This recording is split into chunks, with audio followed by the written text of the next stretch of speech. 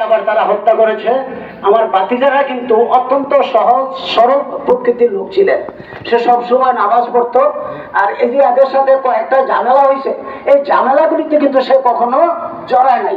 সে বলছে আমি গাড়ি চালাই, যার জন্য আমি নিরিবিলি থাকবো, কোনো ঝামেলায় সে জড়ায় নাই। কিন্তু তারপরও আমরা খোদা হাফেজ, বাংলাদেশ জিন্দাবাদ। আপনারা সবাই ইনশাল্লাহ একমত তার বিচারে? ইনশাআল্লাহ আমরা যত বিচারটা হয় সবাই ইনশাআল্লাহ একমত, আমরা সবাই করবো। সবাই আপনারা একমত। যাক, আমার ভাতিজাটা অত্যন্ত সহজ সরল প্রকৃতির লোক ছিলেন। সে কোন রকমের রেজাল্ট যায় নাই। যাই হোক, তারপরেও আপনাদের সাথে অনেকদিন সে প্রায় 30 থেকে বছরের মতো চলাফেরা করছে। এতে যদি কোন রকমের আচার আচরণ সলিমুল্লাহ লাবলু মেম্বারের হত্যার বিচার সঠিকভাবে না হওয়ার কারণে আজকে 2 বছর অতিবাহিত না হওয়ার মধ্য দিয়েই আবার একই গ্রামে দ্বিতীয় লাশ হইতে হয়েছে। এই কবির অত্যন্ত ভালো একটা মানুষ ছিল।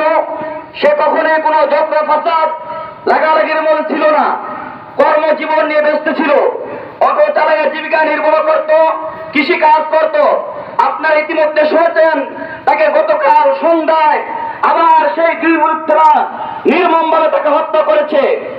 এভাবে যদি একের পর এক মানুষকে হত্যা করে আমরা এই গ্রামে বসবাস করতে এখন আতঙ্কের মধ্যে রয়েছি।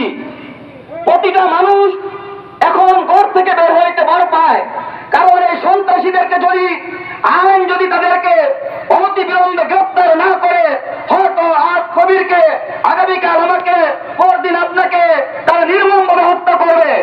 অতএব আমি আইনের প্রশাসনের ভাইদেরকে উদারত আহ্বান করব, যারা এই খুনের সাথে এবং সলিমুল্লাহ লাবলু মেম্বারের খুনের সাথে জড়িত তাদেরকে যেন অনতিবিলম্বে গ্রেপ্তার করে সর্বোচ্চ শাস্তির ব্যবস্থা করে।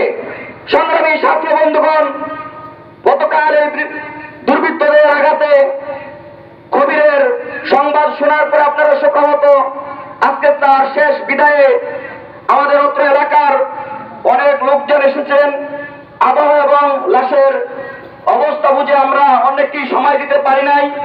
অনেক রাজনৈতিক দলের সংগঠনের নেতৃবৃন্দ আসছে, সর্বসাধারণ আসছে, অনেক শিক্ষা প্রতিষ্ঠানের প্রধানরা আসছে। আপনাদেরকে সময় না দেওয়ার জন্য আমরা আন্তরিকভাবে দুঃখিত।